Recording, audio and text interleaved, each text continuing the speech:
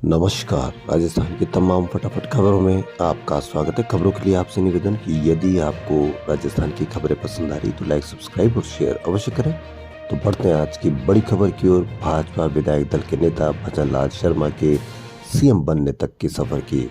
जी हां, भाजपा विधायक दल के नेता भजन लाल शर्मा 15 दिसंबर को प्रदेश के 16वें मुख्यमंत्री के रूप में शपथ ग्रहण करेंगे।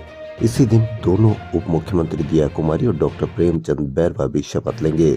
समारोह सुबह 11:15 बजे अल्बर्ट हॉल पर होगा। इसमें संभवतः प्रधानमंत्री नरेंद्र मोदी, केंद्रीय गृह मंत्री अमित शाह, भाजपा के राष्ट्रीय अध्यक्ष जेपी नड्डा भी शामिल होंगे। भाजपा शासित प्रदेशों के सीएम और डिप्टी सीएम को भी न्योता भेजा जा रहा है। 16वीं विधानसभा में पहली बार ऐसा देखने को भी मिलेगा। भजन लाल पहले सीएम होंगे जो जन्म दिवस पर शपथ लेंगे। सीपी जोशी के बाद लगातार दूसरे स्पीकर प्रोफेसर देवनानी शिक्षक वर्ग से हैं। शपथ के दूसरे ही दिन 16 दिसंबर से मलमास 1 माह कुछ नहीं होगा। एक और संयोग कहें मुख्यमंत्री के साथ राज्यपाल, सीएस, डीजीपी, बीजेपी प्रदेश अध्यक्ष, आरपीएससी चेयरमैन भी सभी ब्राह्मण समाज से है। अप्रत्याशित रूप से प्रदेश के मुख्यमंत्री बने सामान्य परिवार के भजन लाल शर्मा और उनके परिवार की जिंदगी 36 घंटे में ही 360 डिग्री बदल चुकी है। वहीं सीएम भजन लाल की शपथ समारोह में पहले ही नए मंत्रिमंडल गठन की कवायद भी तेज हो गई है। भाजपा लोकसभा की 25 सीटों पर जीत के लिए सोशल इंजीनियरिंग के फॉर्मूले से मंत्रिमंडल से 20 से 25 चेहरे शामिल कर सकती है। इसमें हर जाति और क्षेत्र को प्रतिनिधित्व दिया जाएगा। संघ से जुड़े और अनुभवी विधायकों को भी समाहित करने का प्रयास किया जाएगा। जातीय संतुलन के लिए जाट, दलित और आदिवासी वर्ग का प्रतिनिधित्व दिया जा सकता है। वहीं 4 से 5 महिला मंत्री भी बनाई जा सकती है। राजस्थान के सरकारी कर्मचारी पेंशनर्स को आरजीएचएस योजना के जरिए दवाइयां नहीं मिलने से मरीजों की परेशानी बढ़ती जा रही है। आरजीएचएस योजना में दवा बेचने वाले फार्मासिस्टों का 350 करोड़ रुपए का पेमेंट अटकने से मेडिकल स्टोर संचालकों के साथ मरीज भी परेशान हो रहे हैं। बीते 2 हफ्ते से आरजीएचएस में पंजीकृत 3500 मेडिकल स्टोर अब केवल गंभीर मरीजों को अधिकतम 7 दिन की दवा ही दे रहे हैं। मुख्यमंत्री का शपथ ग्रहण समारोह 15 दिसंबर को अल्बर्ट हॉल, रामनिवास बाग में आयोजित किया जाना है। शपथ ग्रहण समारोह की तैयारियों को लेकर 14 दिसंबर को सुबह 7 से 15 दिसंबर को दोपहर 3 बजे तक रामनिवास बाग के अंदर संचालित होने वाला यातायात बंद रहेगा। अगले स्वच्छता सर्वेक्षण की तैयारियां तो तेज हो गई, लेकिन निगम प्रशासन इस बार भी सबसे कम अंक वाले पेपर पर ज्यादा ध्यान दे रहा है, जबकि सबसे ज्यादा अंक वाले पेपर पर फोकस नहीं है, क्योंकि उसमें निगम अफसरों को फील्ड में जाना होगा। निगम ने जन सहभागिता और जन आंदोलन से स्वच्छता अभियान शुरू किया है। आधा दिसंबर बीतने को है, लेकिन राजधानी में सर्दी अभी भी रंग नहीं जमा पाई है। शहर में बीती रात न्यूनतम तापमान 11 डिग्री और दिन में पारा 25.6 डिग्री सेल्सियस रिकॉर्ड किया गया है। जवाहर कला केंद्र जयपुर में 5 दिवसीय मांडना कार्यशाला का आयोजन किया गया।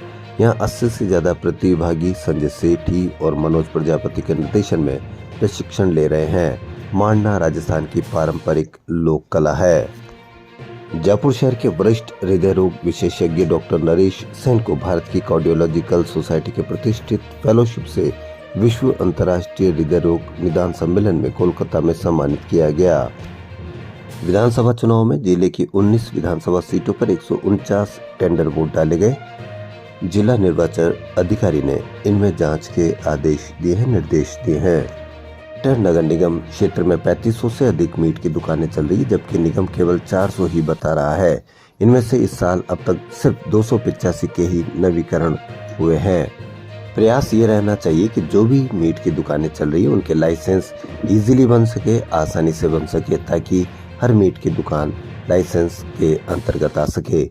वहीं शराब की दुकानें जो रात 8 बजे के बाद भी अधिकतर खुली रहती है, उन पर भी लगाम लगाने का प्रयास किया जाए, क्योंकि वो व्यापार है, ये अवैध है। शराब की दुकानें अवैध तरीके से खुलती है और महंगी बिकती है और ये आम आदमी के असर करती है। अब centre for site eye hospital की ओर से आंखों से जुड़ी समस्याओं के समाधान के लिए नई मशीन इंपोर्ट की गई है।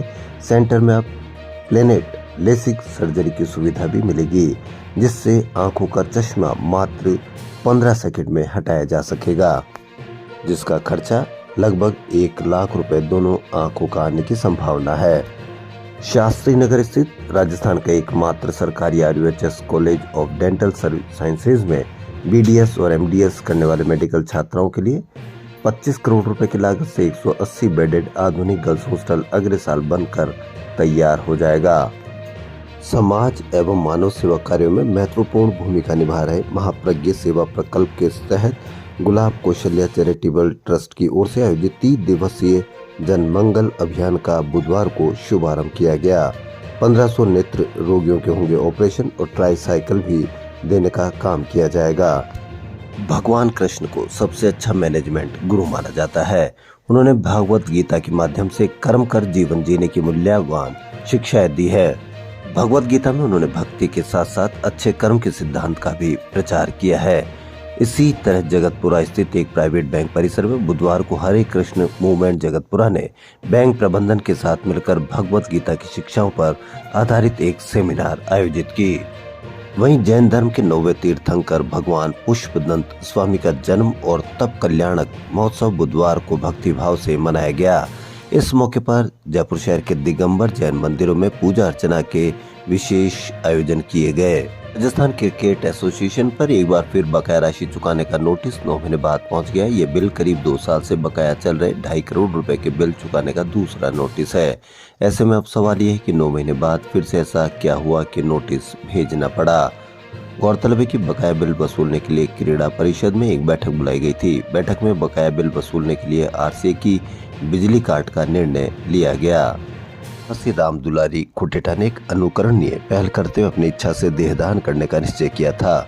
उनकी इच्छा को ध्यान में रखते हुए उनके पुत्रों विजय कुमार, राजकुमार और परिजनों ने उनके 2 दिसंबर को स्वर्गवास होने के पश्चात उनके पार्थिव शरीर को दान कर सवाई मानसिंह मेडिकल कॉलेज में भिजवाया गया है।